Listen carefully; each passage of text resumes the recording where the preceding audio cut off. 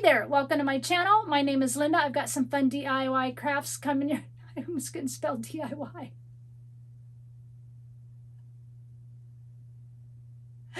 I've got some fun DIY. I did it again.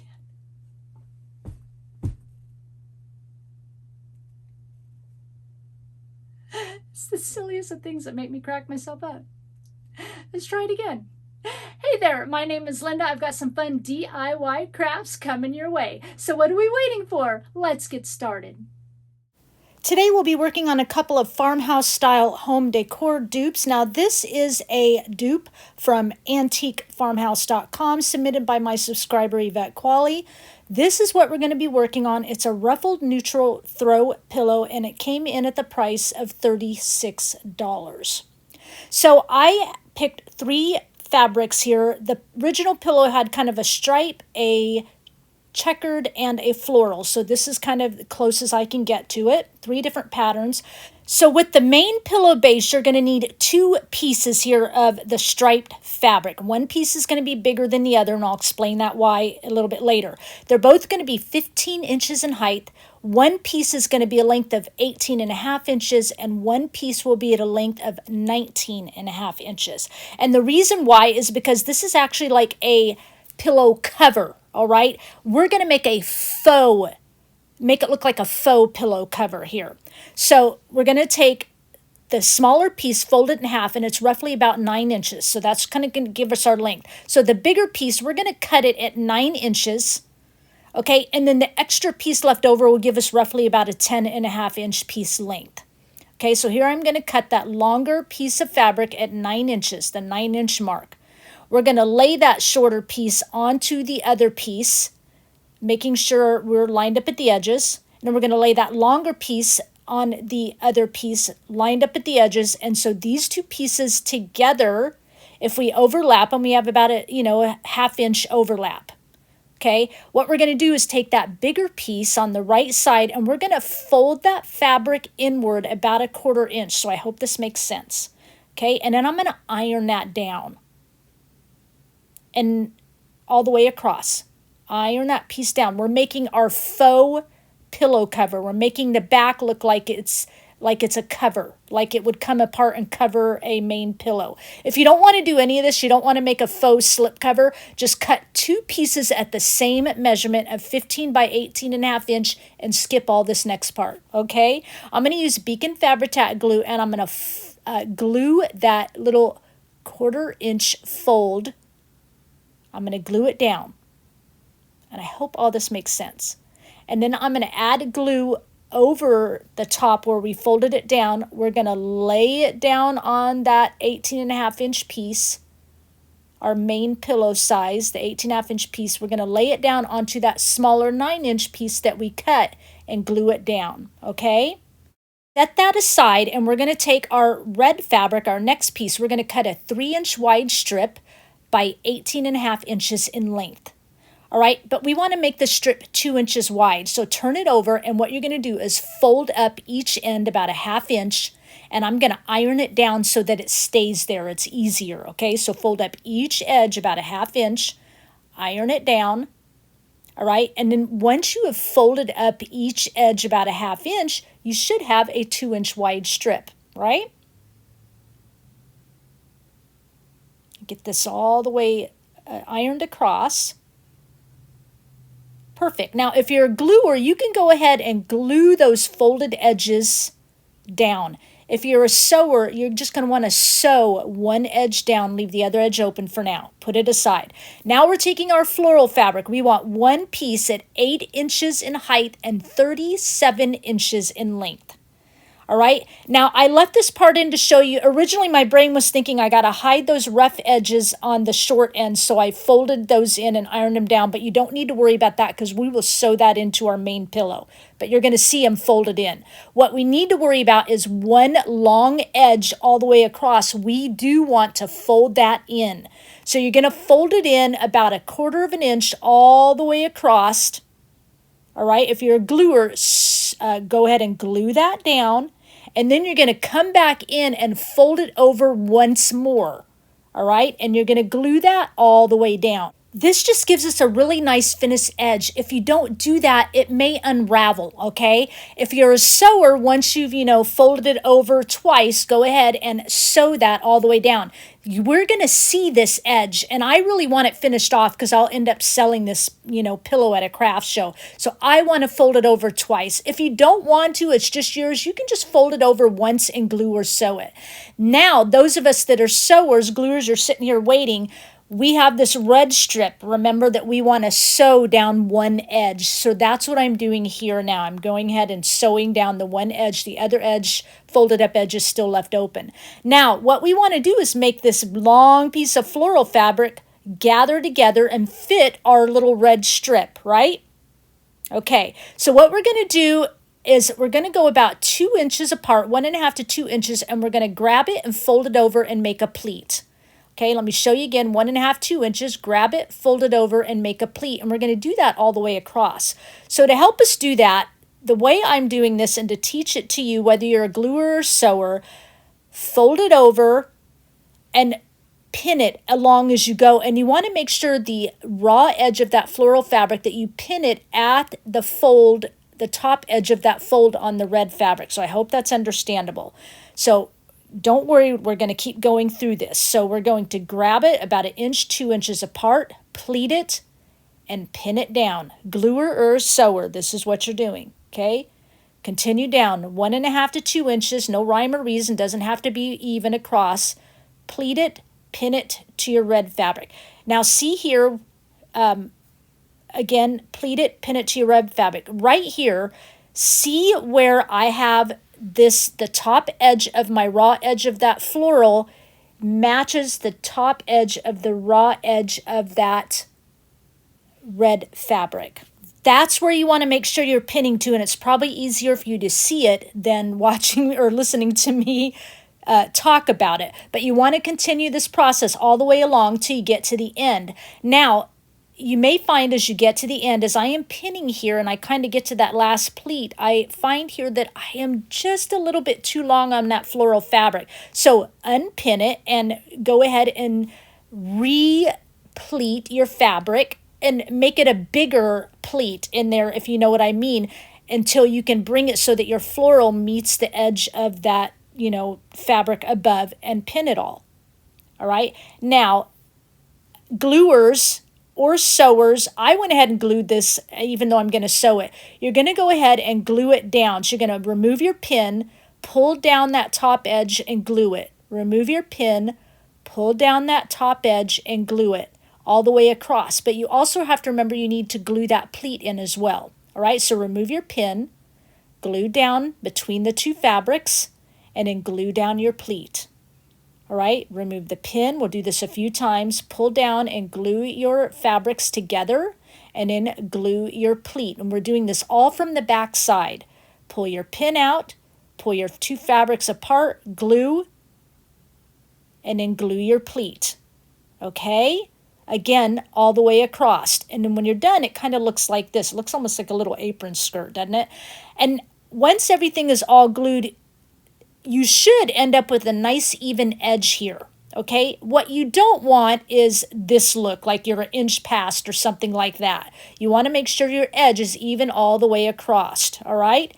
Now, for the sewers, gluers, you're all done. For the sewers, now you can come in here and go ahead and sew it all the way down sew your pleated fabric all the way down on, underneath on your red strip here. Now, we're going to take our one piece of fabric and I'm going to fold it in half and iron that down so I've got a nice crisp line here. So I know where to take the bottom of this red strip of fabric here, and I'm going to lay that right on the line there of our, one piece of fabric that's not our faux back piece, right? Hope that makes sense. And I'm just going to use my ruler here so that I'm kind of measuring all the way across so that it's, the same length all the way down. And I'm going to go ahead and pin this little ensemble here to our striped fabric. Remember, we're pinning it to that one solid piece, not the folded faux fabric piece. And you're going to notice that you're going to have a strip down here at the bottom of that striped fabric underneath that floral. That's what you want, okay? If you're a gluer, go ahead and glue this whole strip down, all right? Make sure you don't glue your ruffle in there. If you're a sewer, you can glue that down and leave it, or you can come in like I'm doing here, and I'm just going to make a secondary decorative sewing stitch top and bottom underneath the stitch that's already there on that red strip. And that, of course, just sews the strip to that main pillow piece. And I hope this is understandable because this ruffle stuff is kind of the hardest part. Here's what it looks like double stitched. And now what we're going to do is add some buttons. I picked up, the original piece says 5 buttons across the front, 2 on the back. I only have 6 buttons. So I am going to just place 4 buttons on the front so that I still have 2 for our faux slipcover on the back. And I'm just going to use some thin twine here, and just by hand I'm just going to kind of thread the twine through the buttonholes. Make a little X pattern because it's 4 holes in my button. I'm going to do this twice through each one, so it's kind of a nice thick looking twine through our buttonholes here, just like that. And then of course I'll turn the button over and make a knot on the back and cut off the excess, and I'm going to do this on all 4 buttons, and then I'm just going to glue my buttons on. Okay. And again, I'm doing 4 buttons here, even though the original pattern called for 5, and with the total of 7 buttons, but I didn't have 7 buttons. I had 6. There you go. All right, get all 4 of these glued down. Now, if you're a gluer, go ahead and glue the edge of those ruffles down. The short edge of the ruffle on both sides, glue it down. All right? And then you're going to lay your faux slipcover, with one with a little pocket, lay right sides together so that your folded edge is toward your ruffle on the inside, and you're going to glue it all the way up, across, down, and across the bottom, making sure that you have a little, opening here to stuff your pillow. Make sure also that you do not glue your ruffle down. And if you're a sewer, here I am, kind of pinning my ruffle down inside that pillow center there so that I don't sew it down as I come along and sew my pillow together. And as a side note, of course, if you're not making the faux slipcover on the back, you're just putting your 2 normal pieces of fabric together. You don't have to worry that the fold is toward the center or anything like that. Just make sure you put your 2 pieces of fabric together, right sides together, right? So that your yucky side is on the outside, and then glue or sew it together. And once you've got it sewn or glued together, go ahead and turn it right side out. Look at our cute little ruffle hanging out here. We've got it sewn or glued in on the edges so it looks all nice and finished on both sides. And then you're going to go ahead and stuff your pillow. And I really, really hope this was all understandable. I hope I explained it well enough. It's pretty simple, but I hope I kept it singly apart as for gluers and sewer options, okay? Once everything's stuffed, you've got it like this. If you're a sewer, I've got my 2 threads with a hand needle knotted at the end. I'm going to get it started here so I can hide my knot. Gluers, you're going to do the same action right here. You're going to fold both of your edges inward toward your stuffing, and you're going to glue it. And you're going to continue this process all the way across until you have that completely closed. Sewers, we're going to be folding our edges inward toward that stuffing, and we're going to make nice little stitches all the way across to get our opening closed. Okay? And once again, I'm just really afeared that I hope I did not make this too difficult for you. It really is kind of a nice process. Once I get to all the way to the end here, I'm going to get right at that edge. The last little stitch I'm going to do right here, I'm going to have a nice big loop, and I'm going to pull my needle through that loop 3 times and then pull it all the way closed and then cut off that excess. Now, once that's done, you have your last 2 buttons. Go ahead and put your twine through the center of them, and then go ahead and glue them down, and that makes our little faux slipcover on the back look great. And now let's take a look at the comparison. Antique Farmhouse came in at $36. My price came in at $13, as if I had nothing in stock. I had to go out and buy fabric, stuffing, everything, but it's still a savings of $23, and I think that's great, and that makes this project complete.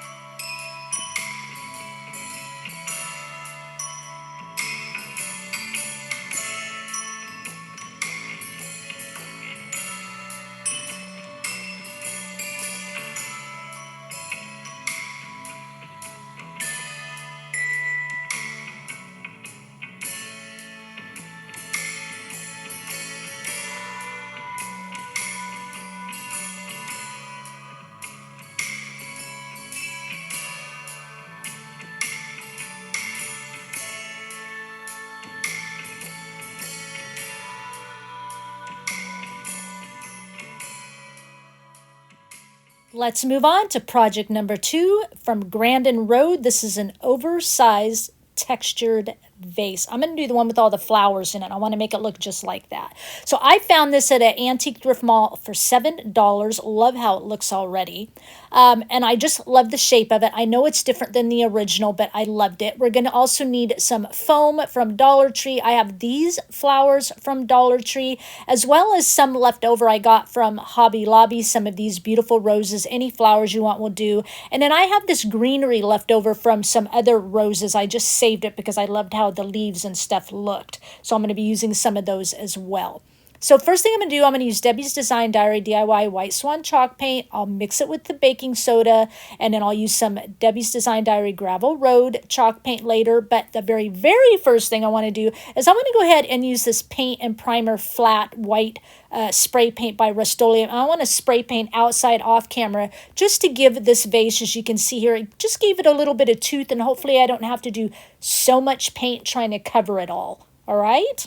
So there it is, already done. Now I'm going to take my paint and mix in as much baking soda as I want. Be careful if you've never done this technique. You mix too much baking soda, the paint, especially a chalk paint, dries out really, really fast if it's way too thick. So you just kind of wanted a nice kind of runny pudding consistency. There's a couple ways to go about this. You can just use a pouncy brush and pounce on your layers of paint like this. It's going to give you a larger texture. You probably want 2 coats of this.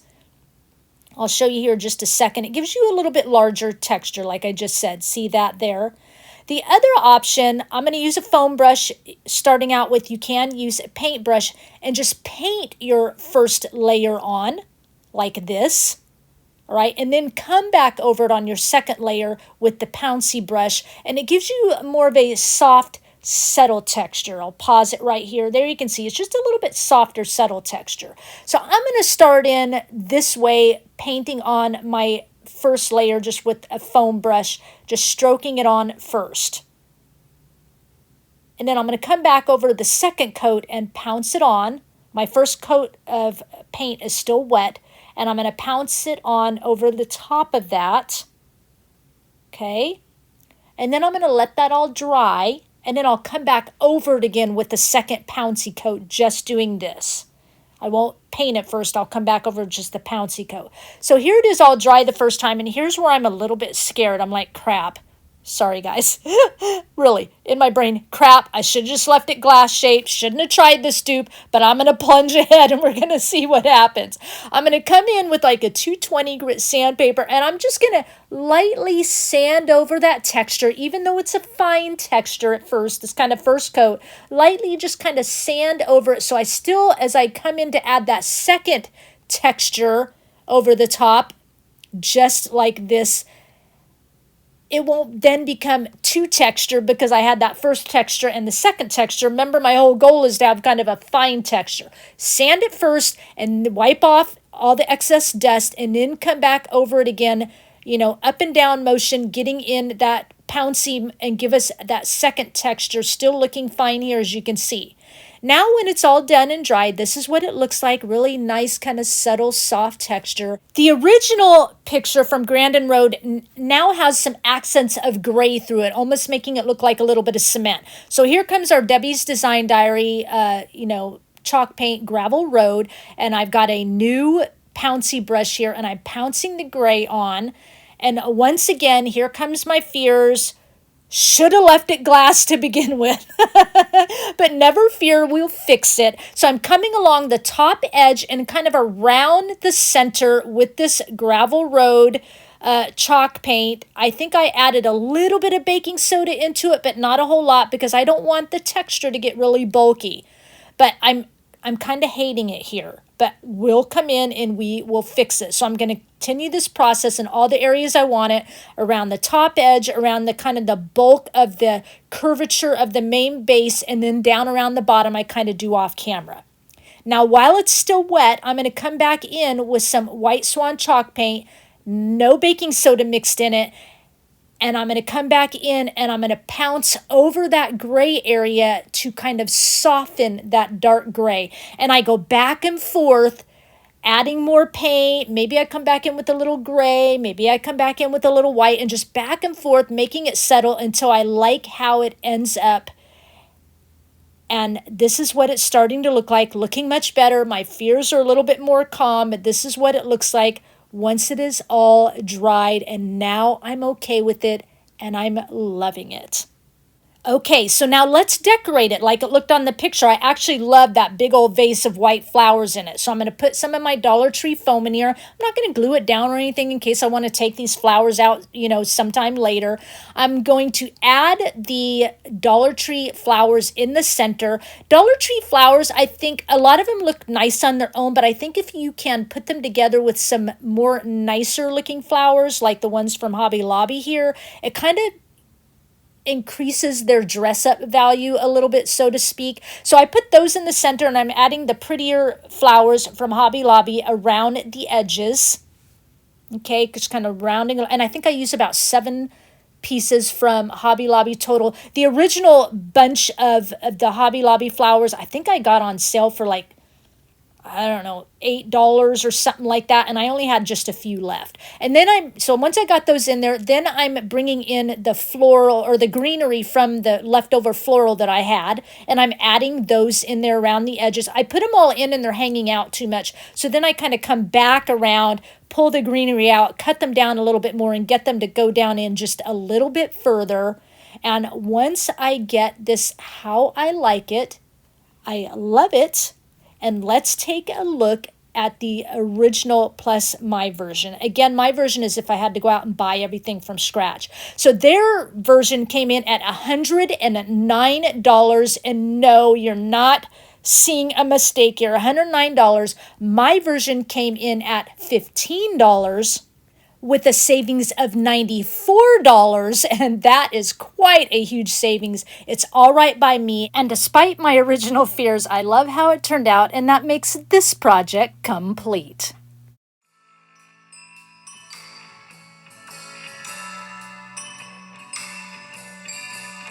So I hope you like both projects that we did today. You'll have to leave me a comment down below and let me know what you thought about each of them. And I want to know which one that you would want to try and make. I think we saved ourselves a lot of money. I think they turned out just as pretty. Maybe the first one was a little bit different in color. It's still nice. Maybe my second one didn't have as much gray on it.